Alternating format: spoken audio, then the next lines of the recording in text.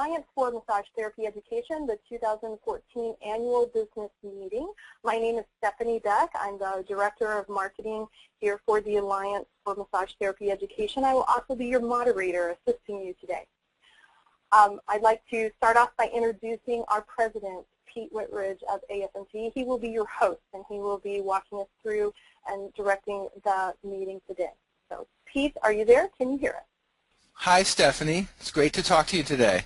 Thank you so much for being a moderator for this. I would also like to welcome everyone to the 5th Annual Business Meeting of the Alliance for Massage Therapy Education. This meeting is designed to fulfill our bylaws requirements, share the fundamentals of the organization, and offer time for questions and answers. This is a virtual meeting space, so we have to control the mics during the meeting. I'm sure you have been on a conference call where everyone tries to talk at once, or some other chaos breaks out, like the dog starts barking or someone is eating chips. Since this is being recorded, we are controlling for those variables by muting everyone, even our board members. That being said, we want to take your comments and questions and wish to address them during our time together. Questions go in the question box. These should be typed into the question box, and Stephanie Beck will handle those questions. If there's something going awry with the slides or technical problems, we want you to use the chat box. We'll do our best to troubleshoot the issues. Everything should go smoothly because we all practiced this last Thursday. So without further ado, I call the 2014 Annual Meeting of the Alliance for Massage Therapy Education to order. I've reviewed the registration list and observed that there are many members on the meeting, and I'm so pleased to be able to do this first of its type event. It seems that this might be a very cost-effective way to hold an official organization meeting without spending thousands of dollars to all be in the same room at the same place.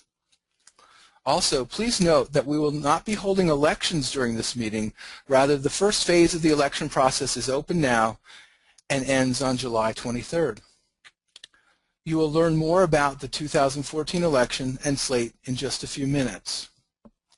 Now I'd like to introduce the board, and Stephanie will change the slide. First up, our executive committee. Me, Pete Whitridge, I'm the president of the Alliance.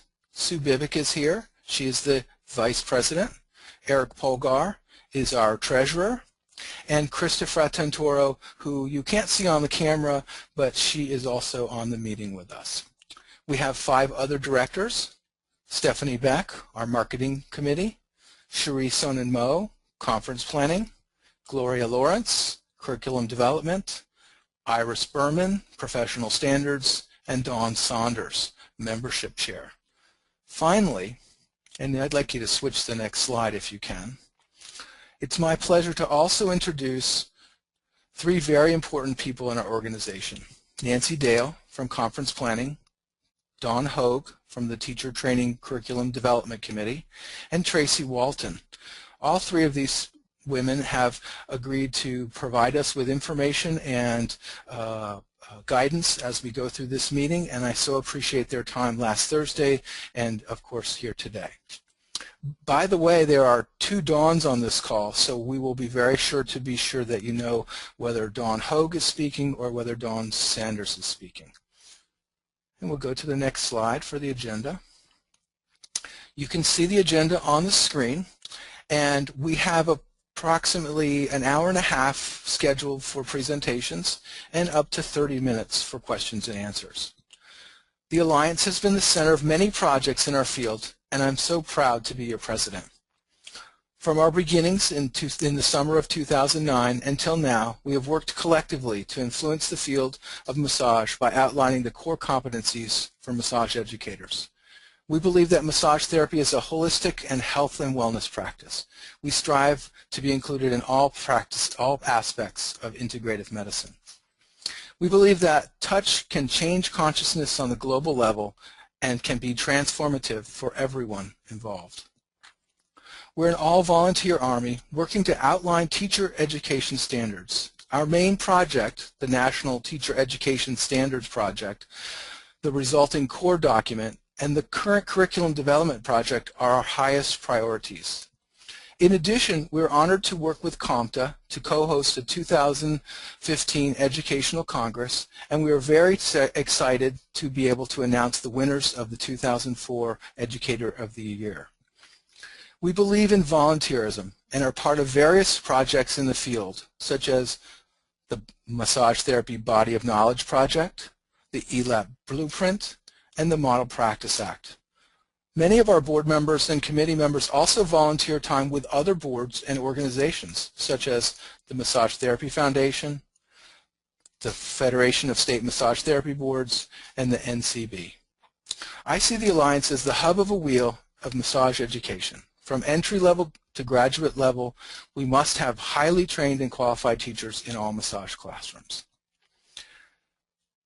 I think that you can see that I have a lot to say, and what I would really like to do is move our agenda along. I'll close by thanking all of you for attending virtually. This is a first event, and I hope we can do this again and again in the future.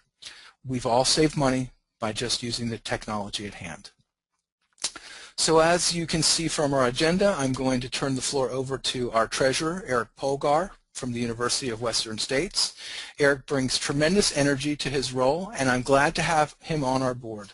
Once Eric has completed his report, Stephanie and I will read any questions or comments, and we will feed those back to Eric as necessary. Eric, have the floor. All right. Thank you, Pete, and thank you, members, for attending our first ever online membership meeting. Very exciting. And as Pete noted, it did save us a lot of money, so yay. A little bit about myself before I go into the financial details of the Alliance. I've served on the Alliance for about 1 year. As the treasurer, I serve on the executive committee, and I also serve as the chair and the board liaison to the finance committee.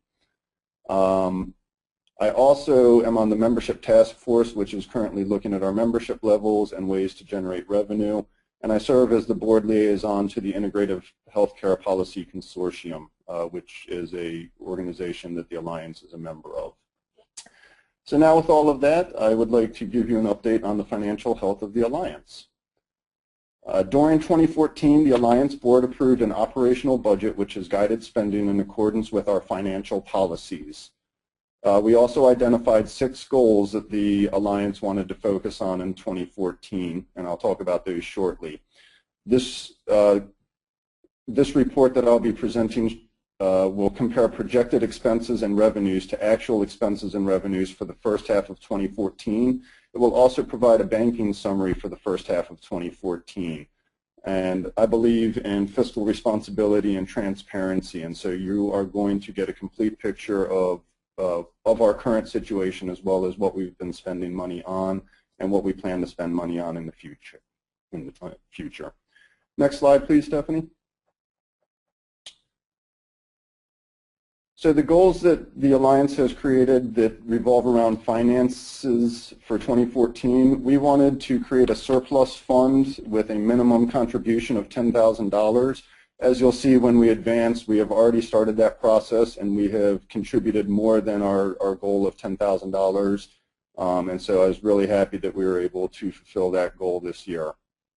We've also taken big steps to track all of our spending and our revenue more accurately so that we can understand our operational costs and improve the accuracy of future budgeting processes.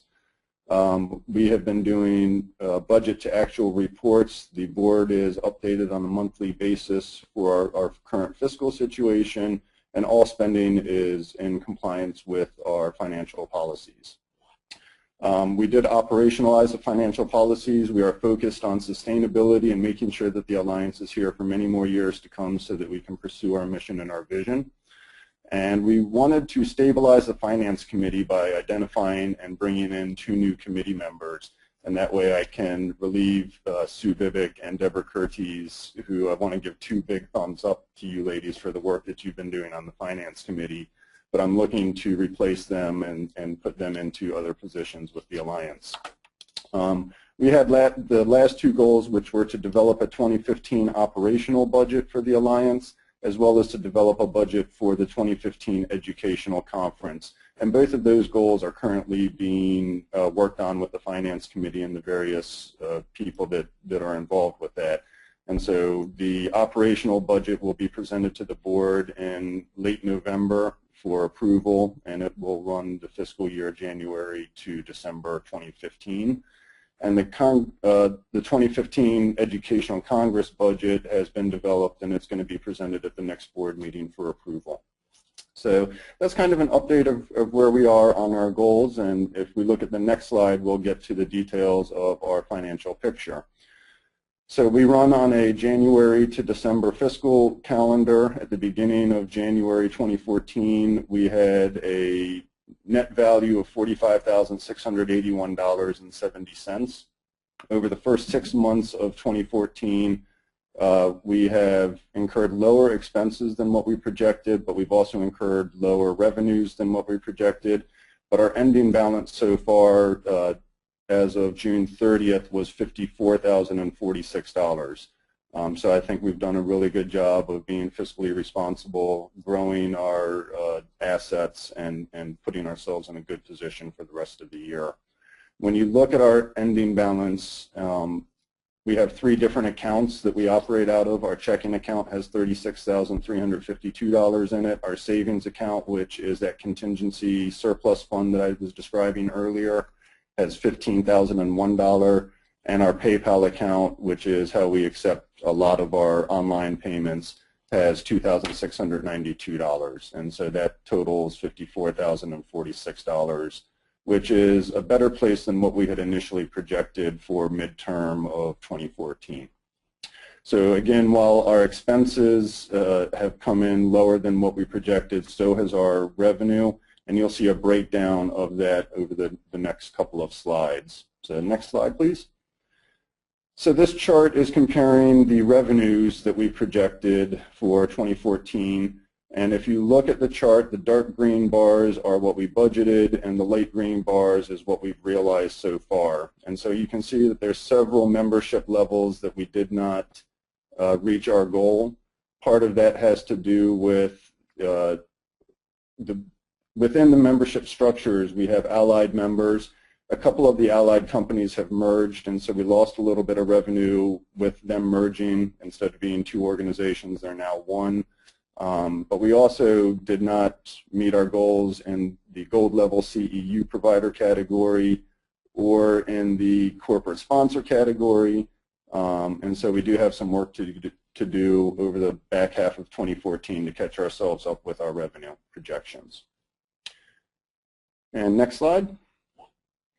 And so this is, for people who aren't graph-oriented, this is more chart-oriented. It produces the same information that I just reviewed. We fell short of our revenue expectations by about $3,000, and this shows the specific levels that did not meet their projected rates. We have created a membership task force to look at the membership levels and to help restructure our membership levels potentially. And that is something that we'll be doing over the back half of 2014. This slide is looking at our analysis of expenses, and so we realized lower expenses than we projected. Most of our expenses have to do with normal operating operations, things like marketing and paying the accountant and getting board insurance and liability insurance. There were no real expenses outside of normal operating expenses. We had a couple reimbursements for travel to events that the board felt was necessary to be there and represent the Alliance. We did have a couple of expenses that were not realized. We had projected that we were going to be spending money to upgrade our database, as well as to create and design some new marketing materials and travel for this meeting, which we didn't have to travel because we went online. And so some of those expenses we will realize in the back half of 2014, and some of those expenses we won't realize, and the money will just stay in our operational budget and move over to a new category. So basically, to summarize, the revenue projections are a little bit off, the expense projections are a little bit off, but in our favor.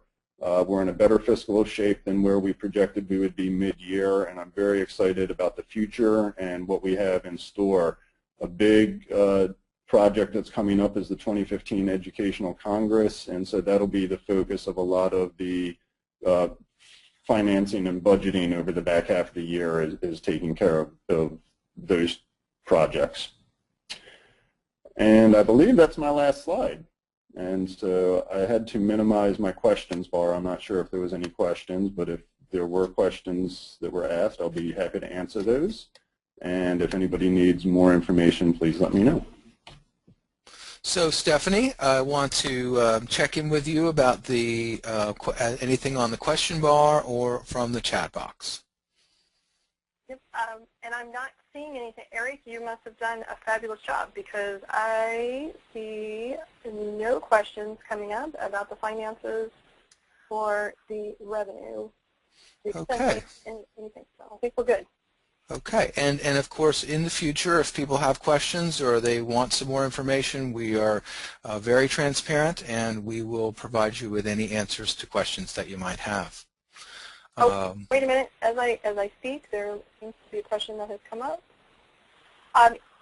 From Ruth Warner, she wants to know, are you looking outside the massage therapy community for corporate support? Eric, could you hear the question? Oh, and I muted Eric, so let me unmute Eric, and now we're ready to go. Thanks, Eric. Thank you for unmuting me, and thank you for your question, Ruth. At this time, we have not actively sought out corporate sponsorships. It is a category, and we are always willing to accept corporate sponsorships, and we have received some corporate sponsorships.